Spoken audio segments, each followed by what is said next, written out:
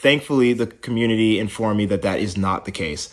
And I'm sorry that I spread this misinformation. It was never my job to mislead. It's just I didn't fact check enough, and I'm trying to, Noah Lyles finally breaks silence after spreading misinformation about Jamaica. And it's not what anyone expected. The Olympic and world champion has publicly apologized after spreading false information about Jamaica's legendary Boys and Girls Championships.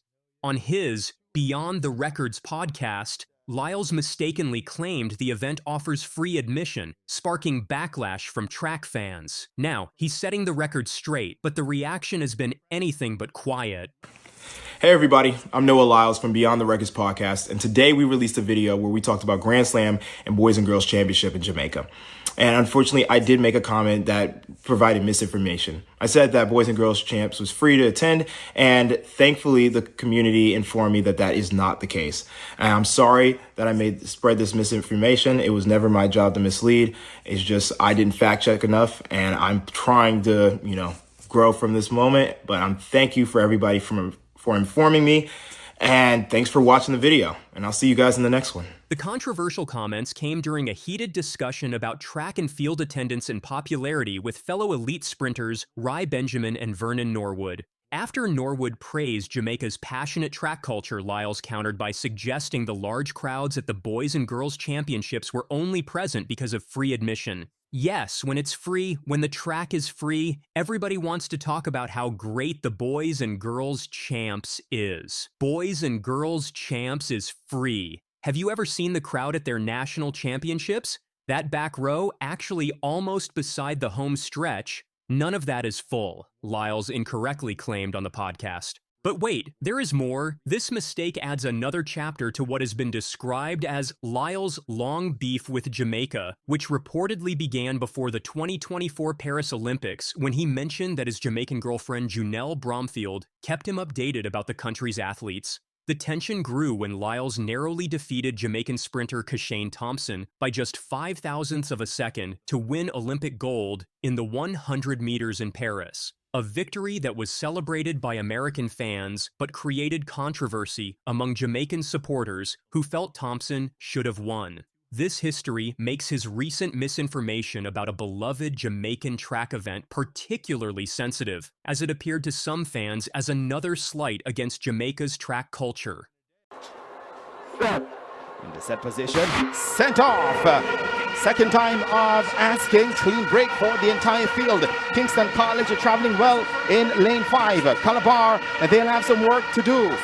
So it's Kingston College and Calabar sets a bit back. JC. The Boys and Girls Championships, commonly known as Champs in Jamaica, is far from being a free event. It is actually one of the most anticipated annual sporting events in Jamaica, drawing massive crowds who happily pay for tickets to witness the next generation of track and field stars. The competition has launched the careers of countless Jamaican track legends, including Usain Bolt, Shelly-Ann Fraser-Pryce, and Elaine Thompson-Herah. Tickets for the 5-day event are highly sought after, with prices varying based on seating sections and days of competition. The fact that people willingly pay to attend highlights the genuine passion for track and field in Jamaica, contrary to Lyles' suggestion that free admission was the only reason for high attendance. During the same podcast episode, Lyles also made waves with his strong opinions about Michael Johnson's $30 million Grand Slam Track GST League. Rather than simply criticizing the new competition format, Lyles offered specific recommendations for restructuring the highly anticipated league. I think they should hold out one more year. I think they need to build a new stadium in the US in one central city. You get in touch with Mondo, you get in touch with a city organization, and you create this stadium that's going to be used year-round, and it's going to host 4 Grand Slams each year, Lyles advised the organizers. His podcast co-host Ry Benjamin quickly disagreed with this suggestion, highlighting practical concerns. That's going to take too long. Buy land, build a track, build a stadium. It's just too much. It's more money than you actually think it's going to cost. And then on top of that, we are really a non-revenue sport. Both Lyles and Benjamin are among several high-profile athletes who have declined to participate in the inaugural GST League, which is scheduled to begin in Kingston, Jamaica from April 4th to 6th, before moving to venues in Florida, Philadelphia, and Los Angeles. The decision to start the GST League in Jamaica speaks to the island nation's importance in track and field, making Lyles' comments about Jamaican track attendance particularly ill-timed. Jamaica's national stadium has undergone renovations specifically for hosting the GST League, showing the country's commitment to supporting track and field events. While Lyles won't be competing in the GST, the meet has attracted other elite athletes including Sydney McLaughlin-Levrone, Gabby Thomas, Akira Nugent, Masai Russell, Fred Curley, and Kenny Bednarek. These athletes will compete for substantial prize money as the series aims to change how track and field is presented to fans worldwide. It's pretty tight. Lyles will need a good leg here. Can he deliver? Was there ever any doubt? He promised 3. He's delivered 3 this week. The timing of Lyles' apology is particularly important as Jamaica prepares to host the first event of the Grand Slam Track League at the newly renovated National Stadium in Kingston. His acknowledgement of spreading misinformation comes at a crucial moment when the track world's attention is turning to Jamaica, potentially helping to ease tensions that his original comments might have worsened. By correcting his mistake about the Boys and Girls Championships, Lyles has shown respect for Jamaican track culture at a time when that respect is especially meaningful. Beyond this specific apology, Lyles continues to be one of track and field's most interesting personalities. At 27 years old, he has already achieved Olympic and World Championship gold medals while also working to increase the sport's popularity through his outspoken nature and willingness to engage with fans through social media and his podcast. While his comments sometimes create controversy, they also generate discussion about track and field in a way that few other athletes manage to do, helping to keep the sport relevant in conversations outside of Olympic years. As the track and field world moves forward from this incident, the focus will likely return to the upcoming competitions, including the Grand Slam Track League and the 2025 World Athletics Championships. Lyles remains one of the sport's biggest stars and most marketable athletes, with his combination of elite performance and engaging personality continuing to draw attention to track and field. His willingness to acknowledge this mistake may ultimately strengthen his connection with fans who appreciate authenticity and growth from the athletes they support. For Jamaican track fans, Lyles' apology offers acknowledgement of their genuine passion for the sport, a passion that doesn't depend on free tickets, but comes from deep cultural appreciation for track and field excellence. The Boys and Girls Championships remain one of the world's greatest showcases of young athletic talent, with fans happily paying to witness the next generation of track stars. As Jamaica prepares to host the inaugural GST League event, this recognition of their authentic track culture comes at a perfect time, potentially turning what could have been a negative story into an opportunity for greater mutual respect between American and Jamaican track communities. They say this thing about him spitting in your lane or something like that. Was that true? Did he spit in your lane? Did I? I don't even know if I did. Oh, it was. We gonna bring it. We gonna bring it. I had to really. It was our first. Spit in your lane. The documentary thinking like. It was our first race together. It was in Zagreb. I can never forget. He ain't never gonna forget it. Usain Bolt just dropped a bombshell about his rivalry with Justin Gatlin. On the Ready, Set, Go podcast, the sprint legend revealed a long hidden act of intimidation from their 2011 showdown, one that stuck with him his entire career. Now, over a decade later, he's finally telling the full story, and it's not what anyone expected. Bolt said, "You know when you warm up and you're running out of your blocks? I was walking back and he was walking towards me, and he kind of spat across the lane in front of me, demonstrating the relaxed demeanor that made him a global icon both on and off the track." Despite the apparent slight, Bolt explained that he instantly recognized the psychological warfare at play. "I laughed because I knew what he was trying to do, but for me, it doesn't matter. I understood why. Remember, Justin was in the era of Maurice Green and all these guys. That's what he is used to. That's the mentality." I'm listening. This is our first, but no, I understood why. Remember, Justin was in the era of Maurice Green and all these guys. Yes. That's what he's used to.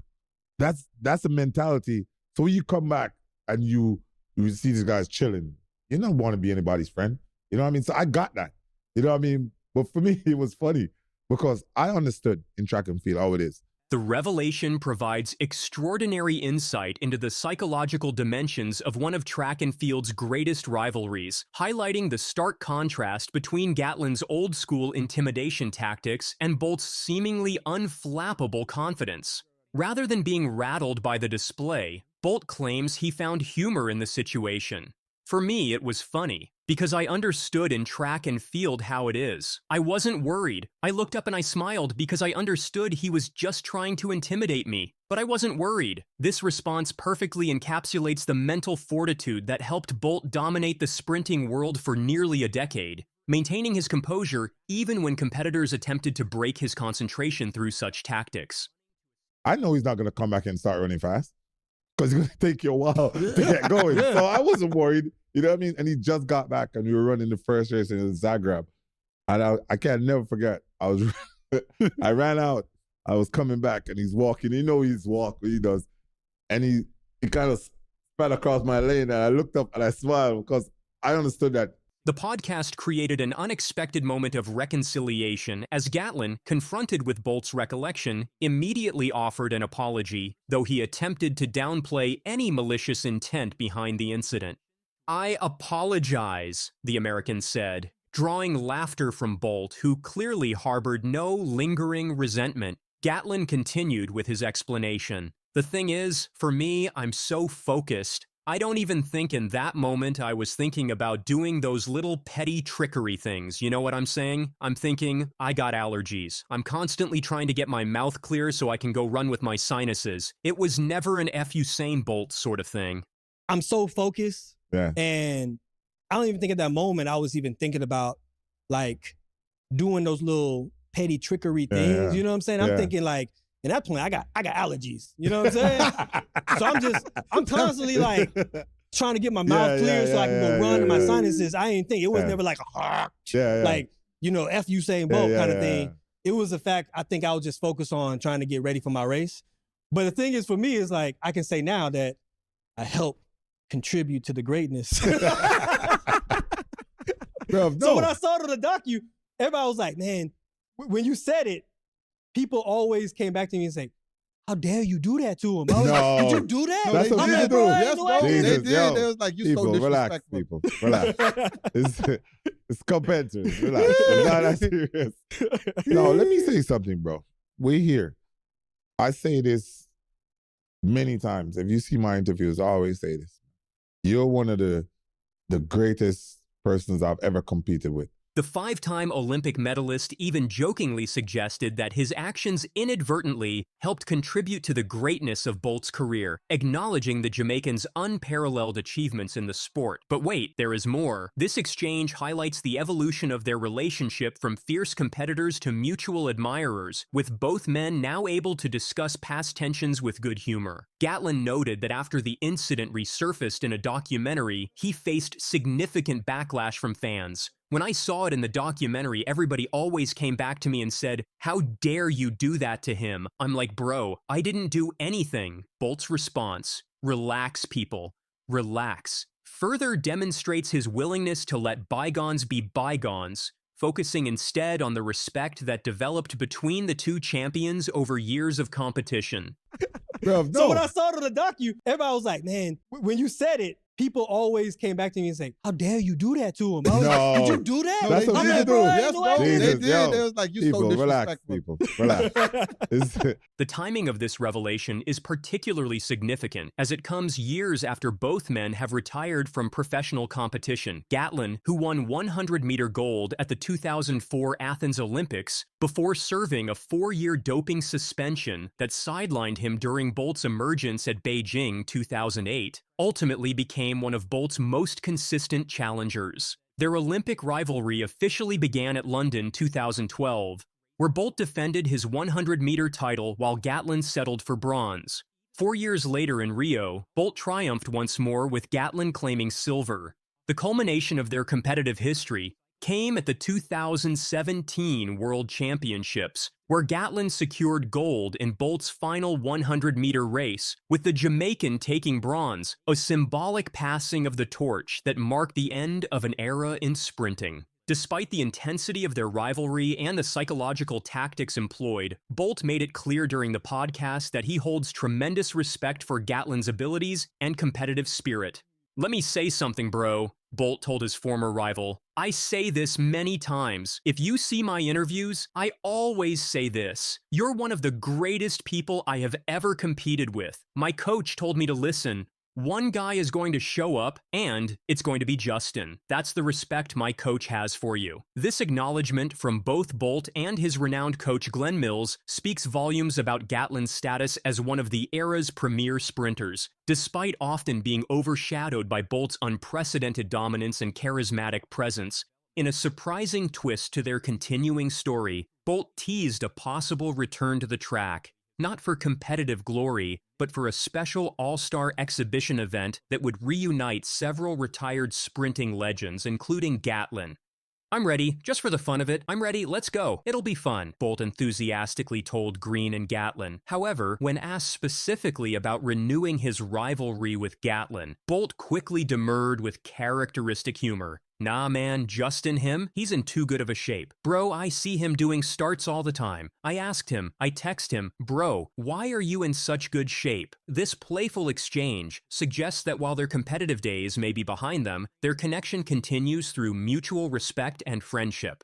Maybe we could have a future event, if the numbers are right, of a rematch. Nah, man, Justin is him. He's in too good of a shape, bro. I see him doing starts all the time. I asked him the other day, I texted him, I was like, bro, why are you in such a good shape? Like, He said, why? Why? The revelation about Gatlin's mind games adds another fascinating layer to the legacy of one of sport's greatest rivalries. It showcases not only the psychological aspects of elite competition, but also how differently athletes approach mental warfare. While Gatlin emerged from an era where intimidation tactics were common among sprinters, Bolt represented a new generation that relied more on self-confidence and performance-focused preparation. Their contrasting approaches created a compelling dynamic on the track, with Bolt's seemingly carefree demeanor often concealing the intense focus and determination that drove his historic performances. For track and field fans, this long-awaited disclosure provides valuable context to a rivalry that helped define an era in the sport. It reminds us that behind the lightning-fast races and photo finishes were complex psychological battles and mind games that added depth to every competition. More importantly, it highlights how even the fiercest rivals can eventually develop mutual respect and even friendship, with Bolt and Gatlin now comfortable enough to joke about incidents that once might have created genuine tension between them. As these two sprinting legends continue their post-competition lives, their willingness to revisit and reconcile past conflicts offers an inspiring example of how sports rivalries can evolve into meaningful relationships built on shared experiences and mutual appreciation. What do you think? Does this revelation change how you view their rivalry? Share your thoughts in the comments section and subscribe to our channel for more updates. But you wouldn't walk past me. You would be like, hey, I would be like, hey. You know what I mean? But before that, bro, every time he passed me, he's like, and then I figured out that's just how he dealt with things. You know what I mean? Yeah. We understood that the prize is the championship. So we're no friends right now, bro. And I got that. But after like 3 years after me competing every time, I was like, Usain Bolt just broke his silence on one of the most controversial moments of his rivalry with Justin Gatlin, and his revelation changes everything. For years, fans have speculated about the infamous lane spat incident from 2011, but now, Bolt is finally setting the record straight. Speaking on the Ready, Set, Go podcast with Rod Green, the sprint legend pulled back the curtain on the mind games, tension, and psychological warfare that fueled his battles with Gatlin. From shocking disrespect to the untold truth behind their fierce competition, this is a side of Bolt you've never heard before. The rumors of Justin Gatlin coming back to the track and field. In 05, they say this thing about him spitting in your lane or something like that. Was that true? Did he spit in your lane? Did I? I don't even know if I did. Oh, it was. We gonna bring it. We gonna bring it. I had to really. It was Listen, our I'm first. listening. I'm watching the documentary thinking It like, was our first. It was our first race together. It was in Zagreb. I can never forget. He ain't never gonna forget it. After a couple of years, Bolt finally revealed, addressing an incident that has been the subject of speculation for over a decade among track enthusiasts. He said, "I'll never forget it. I ran my race, and as I was coming back, he was walking. He does that, and then he kind of sped across my lane." This confrontation occurred during a particularly significant moment in their rivalry, as Gatlin was making his competitive return following a doping ban and facing Bolt for the first time since his comeback. And I can't never forget. I ran out.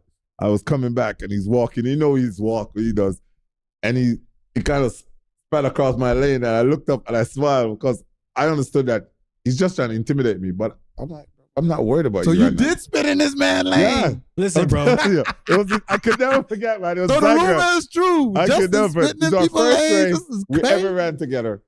The stakes were extraordinarily high for both athletes. Bolt was looking to bounce back after a shocking disqualification at the World Championships due to a false start, while Gatlin was eager to prove himself against the established king of sprinting after his suspension. Despite taking a cautious approach to avoid another disqualification, Bolt still dominated the race with a season-best time of 9.85 seconds, spoiling what was supposed to be Gatlin's triumphant return to elite competition. This revelation particularly stunning is how Bolt interpreted the incident at the time, and how he chose to respond to what appeared to be a clear attempt at intimidation from his American rival. Rather than confronting Gatlin or making a public issue of the disrespectful act, Bolt revealed that he simply looked up and smiled because I knew he was trying to intimidate me, but I wasn't worried about him. The thing is, I was so focused. I don't even think at that moment I was trying to do any of those little petty mind games, you know what I'm saying? This response offers a fascinating glimpse into the psychological makeup that helped make Bolt the greatest sprinter in history. The ability to recognize mind games for what they were while maintaining an unshakable focus on his own performance.